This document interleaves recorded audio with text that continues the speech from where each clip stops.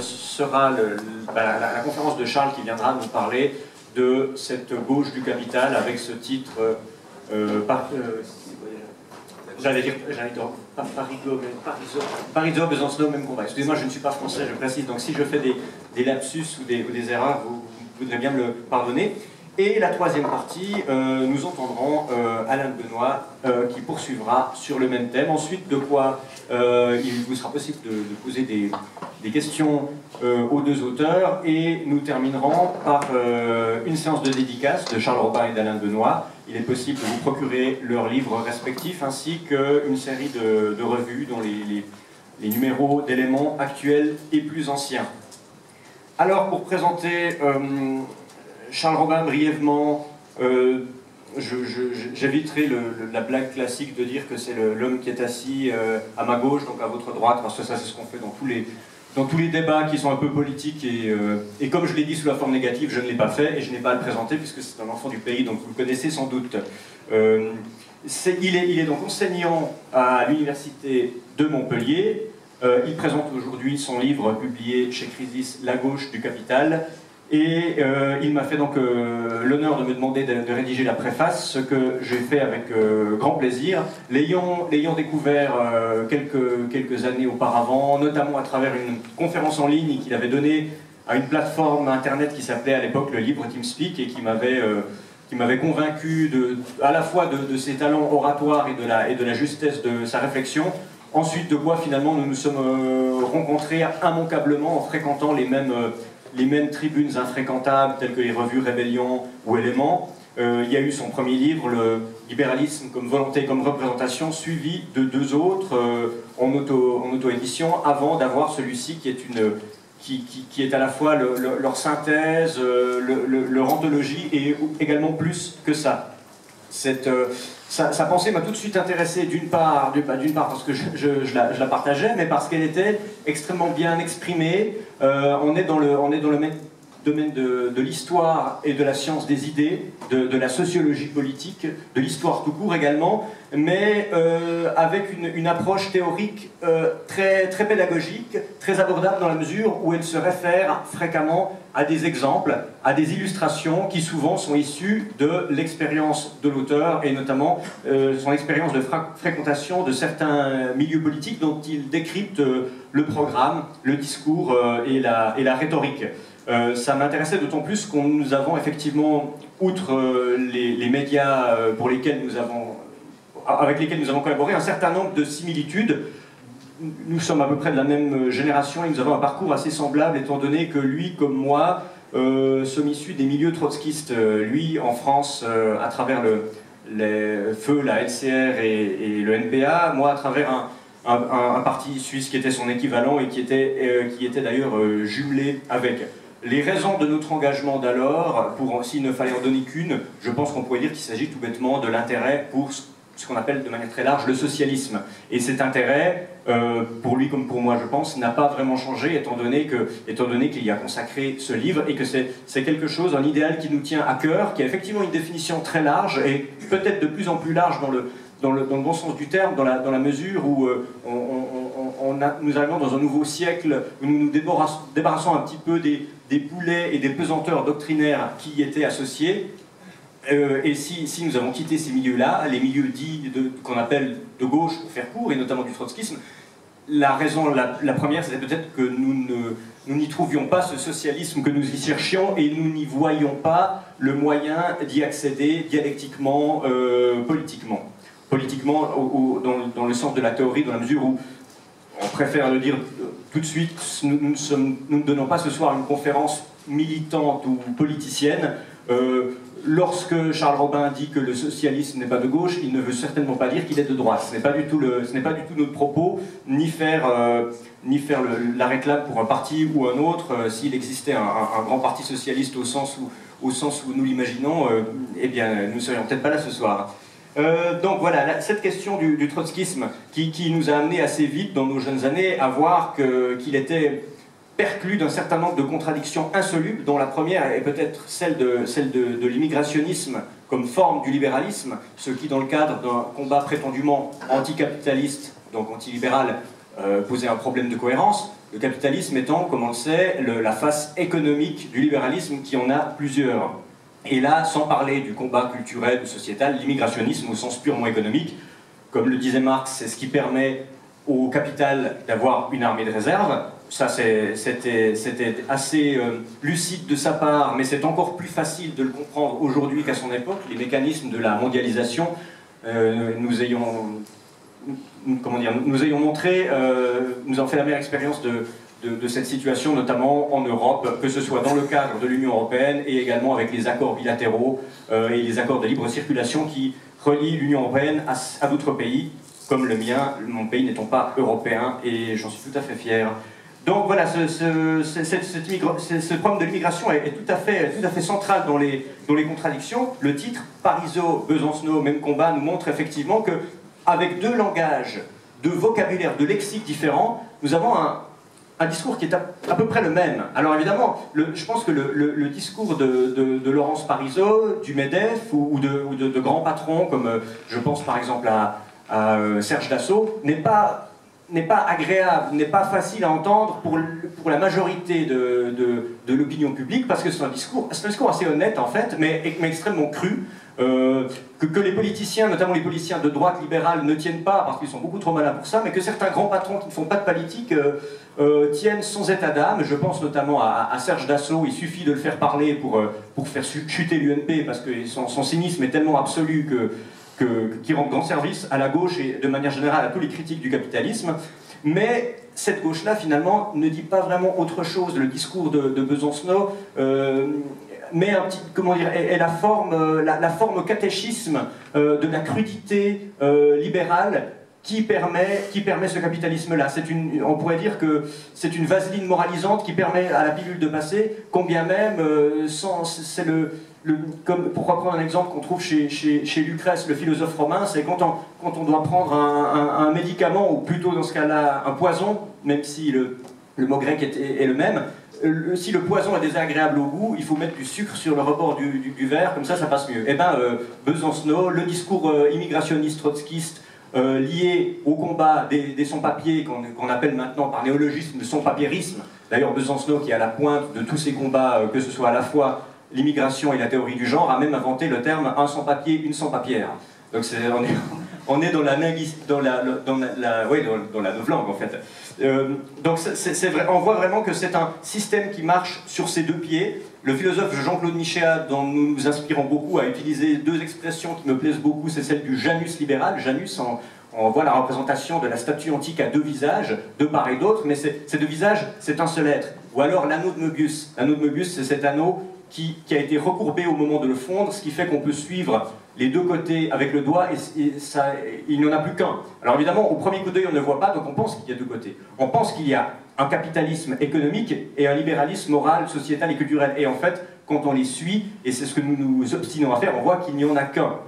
Et ça c'est vraiment quelque chose, ça n'a rien de révolutionnaire de le dire, en fait, quelque part c'est une évidence, mais vraisemblablement, le discours politique ayant complètement omis cette évidence-là, il nous est apparu important de la rappeler. La lutte antiracisme étant actuellement au cœur de ce combat de gauche, lutte tout à fait légitime à mes yeux, mais qui passe par de mauvais moyens à partir du moment où il est difficile de lutter contre le racisme tout en ouvrant les frontières, c'est-à-dire le slogan prolétaire de tous les pays unissez-vous, qui a été décontextualisé et qui en soi peut signifier tout et son contraire, que peut-il signifier dans le cadre d'un marché national limité mais ouvert à tous les vents? C'est-à-dire comment parler d'unité du prolétariat, des travailleurs, d'une classe sociale, quand les membres de cette classe sont mis en violente concurrence les uns contre les autres et qu'on crée précisément, s'ils sont de peuples et de cultures différentes, du racisme qui, a priori, n'aurait pas de raison d'exister entre gens qui vivent en bonne intelligence et qui ne sont pas en concurrence pour obtenir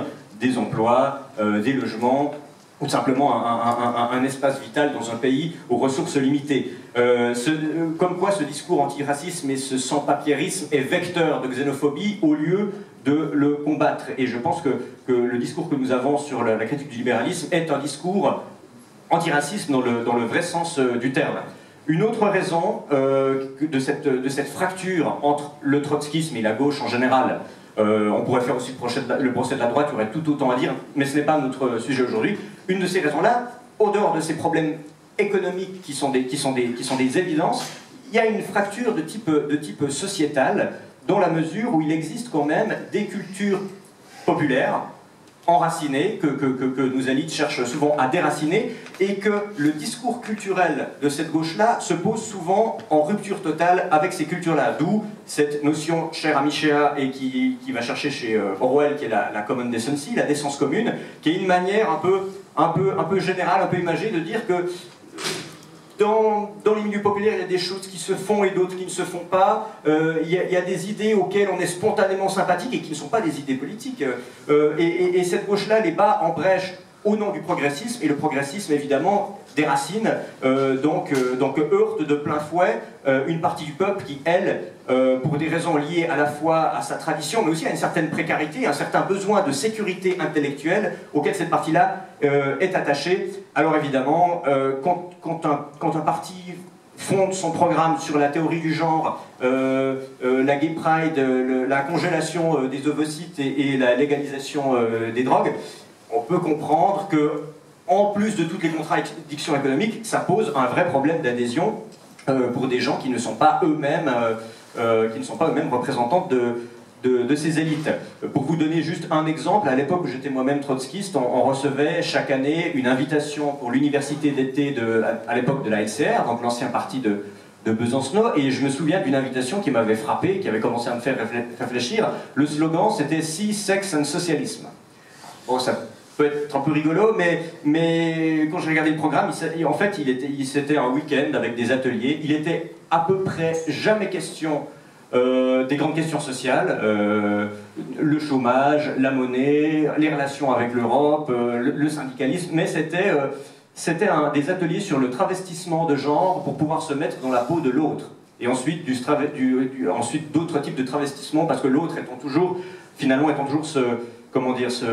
ce peuple élu de substitution, ce prolétariat de substitution pour cette gauche qui a été tellement déçue par ces gens qui ne votent plus pour eux. Et sans se demander pourquoi, comme disait Brecht avec ironie, il ne faudrait pas changer de peuple si le programme ne fonctionne pas. Alors heureusement les choses évoluent dans le bon sens, et sans vouloir faire de jeunisme, je dois quand même remarquer que ces nouvelles idées, parce que je pense que ce sont des nouvelles idées, c'est-à-dire ce refus de la droite et de la gauche, pas par antipathie primaire, mais tout simplement par besoin de cohérence intellectuelle, fonctionne mieux chez les jeunes, certains jeunes auteurs. On le voit aussi parmi les gens qui nous lisent, parmi les gens avec qui on discute, pour une raison bien simple. C'est pas qu'ils sont plus intelligents que leurs aînés, c'est que la phase historique que nous traversons a peut-être l'avantage de nous libérer de certains carcans idéologiques dont je parlais. En cela, je pense que la chute de l'URSS a été une bonne chose, parce qu'en mettant fin à la guerre froide, elle nous a permis de repenser le socialisme et de repenser le capitalisme sans vouloir s'inscrire dans des grandes familles qui ont aliéné les uns et les autres. Donc les clivages évoluent. Et finalement, en plus, en dehors de la gauche classique et de la droite classique, perclus de contradictions, on a de nouveaux types de libéraux qui se dessinent, qu'on peut appeler libéraux libertaires, ou à mon avis libéraux tout court, et ceux-ci sont souvent très intelligents, plus qu'un Sarkozy ou un Hollande. Ce sont des gens comme DSK par exemple, comme Daniel Cohn-Bendit. Je dis qu'ils sont intelligents parce qu'ils ont un mérite que n'ont pas la plupart des politiciens de gauche et de droite. Ils ont le mérite de la cohérence. Ce sont des libéraux intégraux, c'est-à-dire à la fois capitalistes, mondialistes, immigrationnistes, en faveur de toutes les nouvelles idées, élitistes, pro-déracinement, anti-identitaires, anti-sociaux. Tout ça est absolument cohérent, et c'est intéressant d'avoir ces gens-là en face de nous, même si ce n'est pas forcément les gens les plus ouverts au débat, mais parce que ça nous permet de nous expliquer et de nous construire en reflet en disant ces gens-là ont raison. Enfin, nous ne sommes pas d'accord avec eux, mais ils ont raison. Et alors que Hollande a tort, alors que Sarkozy a tort, parce que Sarkozy joue au conservatisme tout en défendant une droite bling-bling. Hollande nous tient un discours ouvriériste et anti-financier tout en faisant ce qu'il fait. DSK n'ayant pas accédé au pouvoir, on ne sait pas, mais il donne l'impression d'une plus grande cohérence dans la saloperie intégrale. On ne peut pas lui reprocher d'avoir une once d'humanisme, c'est clair. Donc nous, ça nous permet de nous construire en reflet, c'est très bien.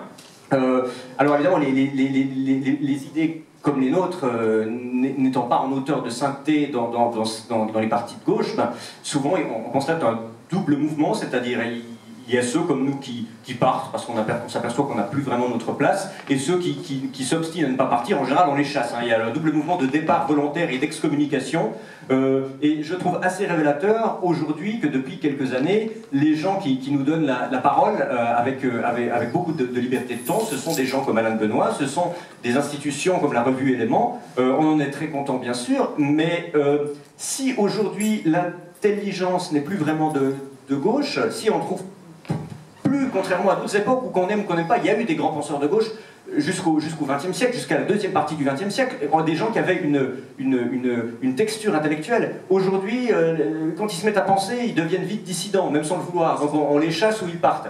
Donc au bout d'un moment, un camp politique, un camp idéologique qui ne produit plus de penseurs est condamné à ce qu'il est en train de vivre, c'est-à-dire notamment une baisse de popularité croissante, mais aussi une fermeture, une intolérance.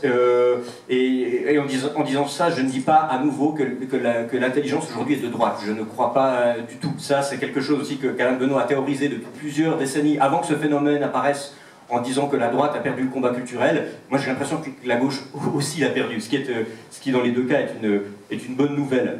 Et je vais finir sur un dernier point, c'est que parmi les critiques de l'antilibéralisme, c'est-à-dire les gens qui nous critiquent, il y a parfois de la mauvaise foi, il y a aussi parfois de très bonnes questions. Il y en a une, je ne crois pas me souvenir que tu la traites dans le livre, mais ce sera sans doute pour le tome 2. C'est les gens qui finalement pourraient être d'accord avec notre critique du capitalisme, de l'économisme, mais qui nous disent quand même, oui, mais être antilibéraux, c'est condamner sa forme politique, c'est-à-dire c'est condamner le principe même de la démocratie et de l'esprit démocratique, c'est-à-dire la tolérance, la liberté d'expression, chose à laquelle en fait nous sommes très attachés.